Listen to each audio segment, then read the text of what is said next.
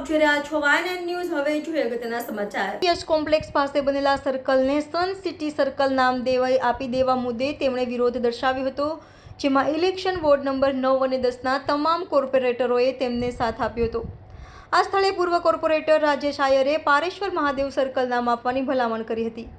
તેના પર વિચારવા તેમણે તંત્રને ધ્યાન દોર્યું હતું। વડોદરામાં ઝાંસી કી રાની સર્કલ, મહારાણા પ્રતાપ સર્કલ જેવા સર્કલ હોવા જોઈએ, ન કોઈ બિલ્ડરના નામના સર્કલ હોવા જોઈએ તેમ તેમણે ઉમેર્યું હતું। તેમની આ વાતને સભાના ફ્લોર પર સિનિયર કોર્પોરેટર નીતિન ડોંગા સહિત સાથી કોર્પોરેટરોએ ટેકો જાહેર કર્યો હતો। આ ઉપરાંત યુવા કોર્પોરેટર શ્રીરંગ આયરે તેમના વિસ્તારમાં લક્ષ્મીપુરા ખાતે ટાંકી બનાવવાની માંગ અંગે તંત્રનું ફરી ધ્યાન દોર્યું હતું અને વહેલી તકે આ માટે જમીન શોધાઈ જાય તે માટે સૂચન કર્યું હતું। ઉંડેરા ખાતે ખુલ્લી વરસાદી કાંસને પણ વહેલી તકે અકસ્માતો બંધ થાય તે માટે બંધ કરવા તંત્રનું ધ્યાન યુવા કોર્પોરેટર શ્રીરંગ આયરે દોર્યું હતું। તો વિસ્તારમાં વિકાસના કામ અમીન પાર્ટી પ્લોટ પાસે શાક માર્કેટ ખસેડવાના તેમજ પ્રી મોન્સૂન માટે ખાસ બેઠક બોલાવવાની કામની પ્રશંસા પણ કરી હતી અને અભિનંદન આપ્યા હતા। Reporter Rahul Rajput, YNN news, Vadodara. ભાઈ, આજે સામાન્ય સભામાં વિવિધ મુદ્દે આપણે રજૂઆત કરી છે, શું મુખ્ય મુદ્દાઓ હતા?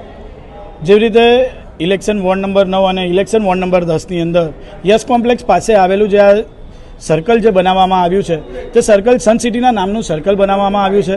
વારંવાર આ સર્કલ માટે જ્યારે ચારેય કાઉન્સિલર અને વોર્ડ નંબર 9ના ચારેય કાઉન્સિલર, વોર્ડ નંબર 10ના એમ કરીને ટોટલ 8 કાઉન્સિલરોએ જ્યારે આ સર્કલ માટે વિરોધ કર્યો હોય, કેમ કે કોઈપણ બિલ્ડરોના નામથી આ સર્કલ બનાવી દેવામાં આવે એ ક્યારેય યોગ્ય નથી। કેમ કે જ્યારે પૂર્વ જે કાઉન્સિલર હતો, પૂર્વ સભાસદ હતા, તેમના દ્વારા પણ એ પારેશ્વર મહાદેવના નામનું સર્કલ બને, કેમ કે ગોત્રી વિસ્તારની અંદર જ્યારે પારેશ્વર મહાદેવ નામનું સર્કલ બને અને પારેશ્વર મહાદેવ જે પૌરાણિક મંદિર છે ગોત્રી વિસ્તારનું, તો એ મંદિરના નામ પર એ સર્કલ બને। સાથે ના કે એવું કોઈ સર્કલ બનાવવામાં આવે કે જેવી રીતે આપણે જોઈએ કે પહેલાં જ્યારે ગેંડા સર્કલ હોય, પછી બુલ સર્કલ હોય, એવી રીતે ખિસકોલી સર્કલ હોય તો પ્રાણીઓના નામે કરવામાં આવતા હતા। હવે જ્યારે બિલ્ડરોના નામે કરવામાં આવે છે, જેવી રીતે નીલંબર સર્કલ છે, હવે સન સિટી સર્કલ છે, એટલે આવનારા સમયમાં કોઈ સર્કલ એવી રીતે કોઈ બિલ્ડરોના નામે ન થાય તેના માટે આજના દિવસે અહીંયા રજૂઆત કરી છે કે જે યસ કોમ્પ્લેક્સ ગોત્રી પાસે જે સર્કલ બનાવવામાં આવ્યું છે એ સર્કલનું નામ પારેશ્વર મહાદેવ સર્કલ કરવામાં આવે। સાથે જ વિસ્તારની અંદર જેવી રીતે વાત કરું કે વોર્ડ નંબર 9ની અંદર જે અમીન પાર્ટી પ્લોટની બાજુનો જે વિસ્તાર આવેલો છે, ઘણા સમયથી અમે રજૂઆત કરતા હતા। માન્ય ધારાસભ્યશ્રીનો હું ખૂબ ખૂબ આભાર માનીશ, સાથે મેયરશ્રી તેમજ સ્થાયી સમિતિના ચેરમેનશ્રી અને તમામ સભાસદશ્રીઓનો હું આભાર માનું છું કે જેમના માધ્યમથી આટલા સમયથી જ્યારે રજૂઆત કરતા હતા ને હવે જઈને જ્યાં શાક માર્કેટ જ્યારે બનવા જઈ રહ્યું છે, ત્યારબાદ ત્યાં સ્પોટ એક્ટિવિટી માટે પણ જેવી રીતે માન્ય ધારાસભ્યશ્રીની તેની અંદર જે કાર્ય જોડાયેલું છે, તો ધારાસભ્યશ્રીનો હું ખૂબ ખૂબ આભાર માનું છું। સાથે વિસ્તારની અંદર પ્રી મોન્સૂનની જ્યારે બેઠક મળી હતી પશ્ચિમ ઝોન ખાતે, ત્યારે પણ રજૂઆત કરવામાં આવી હતી કે ઉંડેરા વિસ્તારની અંદર જે પાણી ભરાઈ રહ્યું છે, જે ઉંડેરા વિસ્તારની અંદર જે વરસાદી કાંસ આવી રહી છે, એ વરસાદી કાંસ તદ્દન ખુલ્લી રહે છે અને તેના કારણે ભૂતકાળની અંદર પણ આવા બનાવો બન્યા હતા કે બાળકોની રિક્ષા પલટી ખાઈ જાય કે ડોર ટુ ડોરની ગાડીઓ પલટી ખાઈ જાય કે આવનારા રાહદારીઓને ત્યાં ખૂબ જ હાલાકી ભોગવવી પડતી હતી। તેને ધ્યાનમાં રાખીને ત્યાં આગળ કોઈ વ્યવસ્થા કરવામાં આવે કે ફેન્સિંગ કરવામાં આવે જેથી આ સલામત રીતે રહે। એવી જ રીતે ઝાંસી રાની લક્ષ્મીબાઈ સર્કલથી નંદાલય થઈને રાજેશ ટાવર તેમજ અજય સોસાયટી પાસે જે હરિનગર બ્રિજ પાસે આવેલો છે, ત્યાં ખૂબ જ પાણી ભરાઈ જાય છે।